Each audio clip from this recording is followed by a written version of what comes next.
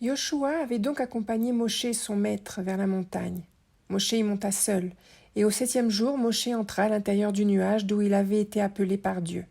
Le peuple, qui observait depuis en bas, ne voyait qu'un feu qui consumait la cime. Dieu demanda à Moshe d'inviter les enfants d'Israël à lui préparer une contribution. Ces contributions devaient être apportées par ceux dont le cœur était porté à être généreux.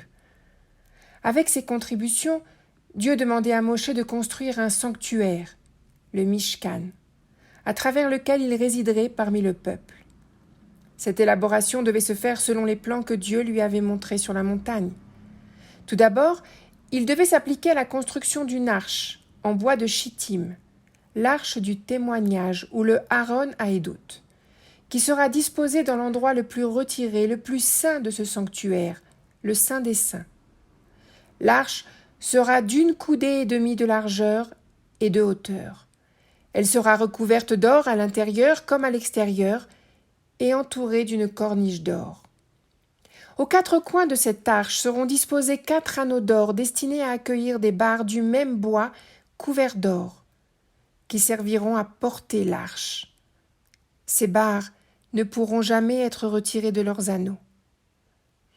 Le couvercle de l'arche devait être fait d'or pur, et sur la partie extérieure devaient surgir 2 chérubins, les ailes déployées vers l'avant, leurs visages tournés l'un vers l'autre. Les tables du témoignage, les louchot, que Dieu allait donner à Moshe, devraient être placées à l'intérieur de cette arche.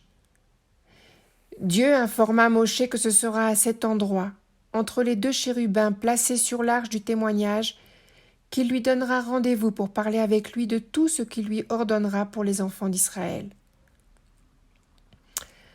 Après l'arche du témoignage, il faudra construire une table. C'est le shulchan. Elle sera disposée à l'intérieur du sanctuaire, mais à l'extérieur du Saint des Saints. La table devra elle aussi être en bois de chittim.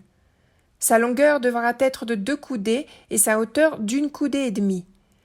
Elle sera recouverte d'or pur et entourée d'une bordure d'or.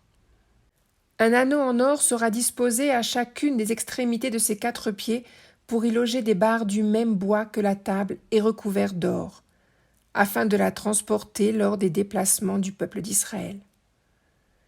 Avec la table seront également fabriqués ses ustensiles en or. La table sera surmontée d'un châssis destiné à accueillir un pain à facettes, qui s'y trouvera en permanence. Ensuite, Moshe devra élaborer un chandelier de 7 branches, la menorah, fait d'une seule pièce d'or pur, richement décoré, orné de boutons et de fleurs. Sur chacune de ces branches sera placée une coupe façonnée, avec ses boutons et ses fleurs. Des ustensiles pour le service devront eux aussi être fabriqués en or pur. Le sanctuaire, une fois réalisé, serait de forme rectangulaire et de plus de 2 fois la hauteur d'homme, selon des mesures très précises. Les murs seront faits de planches de bois juxtaposées recouvertes d'or qui reposeront sur des socles d'argent. 20 planches de chaque côté, nord et sud, et 8 planches au fond du sanctuaire à l'ouest, toutes assemblées par des barres en bois de chittim. Posées sur ces murs et en guise de toit, des tentures magnifiques et des peaux d'animaux artistement ouvragés et assemblés unifieront le toit du sanctuaire. Souvenez-vous, c'est à l'intérieur de ce sanctuaire, le Mishkan, aussi appelé tabernacle, dans sa partie la plus reculée, que l'on pouvait trouver le Saint des Saints, et c'est donc là que reposera l'arche du témoignage. Le Saint des Saints, ou le Kodesh Kodashim, sera séparé par un voile de l'ensemble du sanctuaire. Ce voile sera finement tissé d'étoffes d'azur, de pourpre, d'écarlate et de lin, et portera des représentations de créatures. Il sera soutenu par 4 piliers en bois de chittim recouverts d'or, posés sur 4 socles d'argent. C'est le parochet.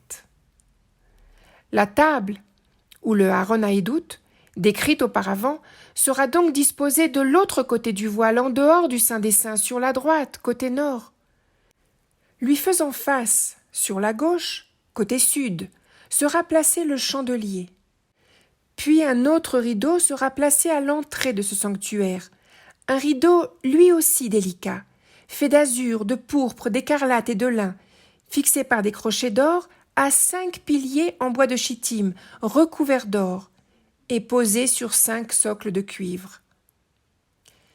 Ce sanctuaire, cette tente sainte, se tiendra dans une large cour, le Khatser, entourée de rideaux soutenus par des piliers. Dans cette cour, en face de l'entrée, se trouvera l'autel du sacrifice.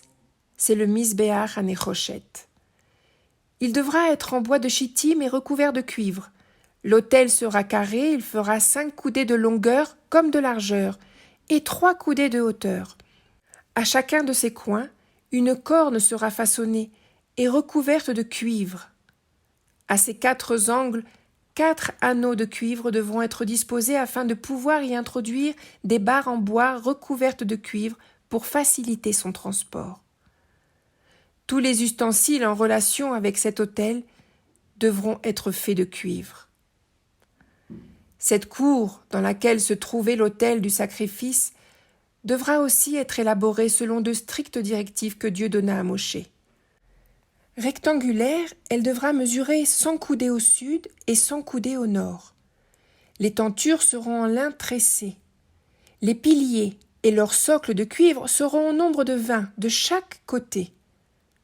Les crochets des piliers, eux, seront en argent.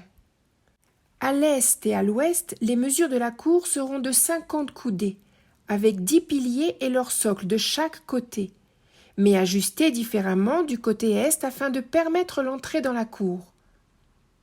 L'entrée, elle, sera finement décorée de tentures d'azur, de pourpre et d'écarlate et de lin tressé. La hauteur de la cour sera de 5 coudées, soit une hauteur d'homme. Et tous ces objets seront en cuivre.